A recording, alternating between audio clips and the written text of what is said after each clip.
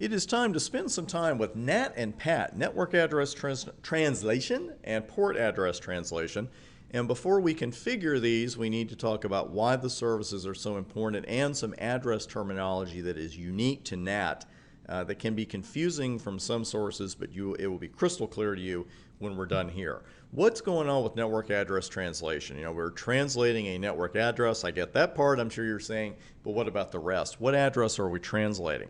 We are taking a host's private IP address and translating it to a non-private routable address. And it's a simple job, but it's an important one, because without that, hosts on, say, 10.110/24 couldn't communicate with anybody outside of their local network, because those are considered private non-routable addresses. They have to be changed to something that can be routed across a WAN.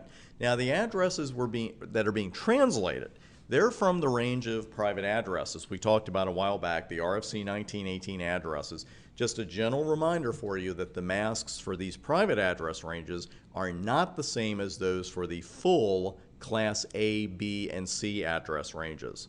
Your masks for the full ranges are in order 8, 16, 24, but for the private address ranges, you'll notice your masks are 8, 12, and 16.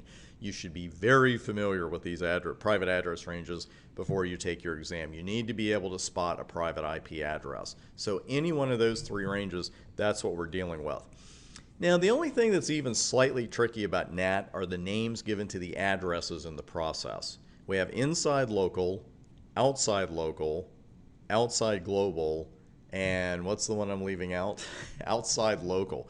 A couple of those terms sound contradictory. You know, inside global, you'll see exactly what I'm talking about. I'm going to give you one word that clears up any confusion on what address type is what in the next minute or so. Inside local, that one explains itself.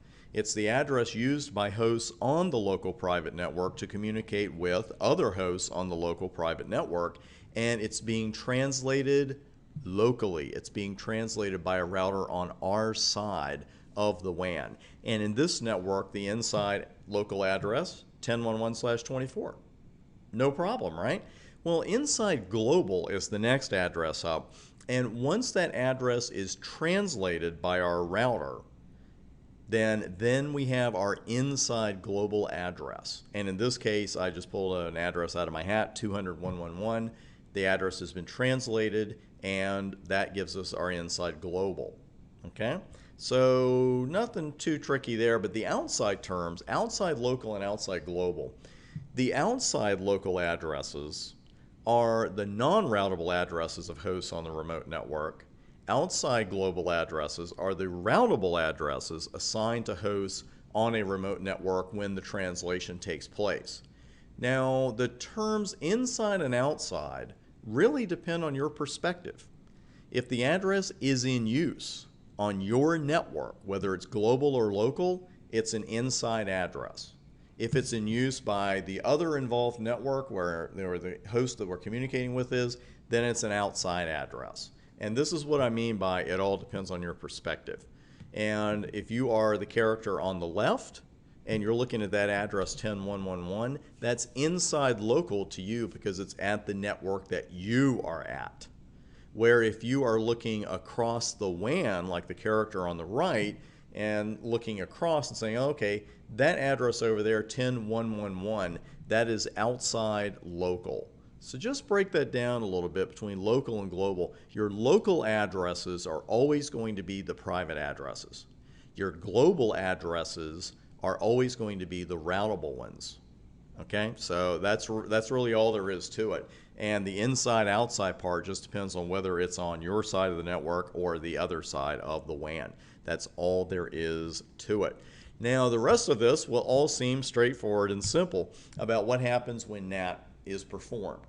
Now, when a router does that, it makes an entry in its NAT translation table, and it maps the inside local address to the assigned inside global address. And when we're configuring static NAT and dynamic NAT, you'll see exactly how that assignment takes place. But this is what's going on. Apologies for being a little off center there. What happens is that the router simply says, okay, let me make a note of that. And I'm going to map 10.1.1.1 to 200.1.1.1. And it doesn't just pull those out of the sky. We configure the addresses that are to be mapped and that are to be translated. And you'll see how when we do our 2 labs. Now, the private address, it's never seen outside the local network. And the only device that even knows what's going on here is that router. Now, the host at 10.1.1.1 doesn't know that NAT is taking place, could not care less.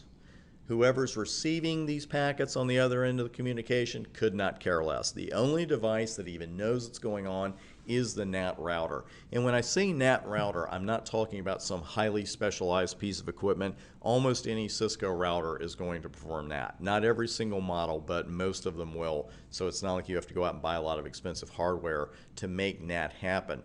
Now, when the packets come back in with a routable address, the router checks its NAT table to see if another translation is in order. And if it is, the router translates the inside global address back to the mapped inside local address and then routes the packets accordingly.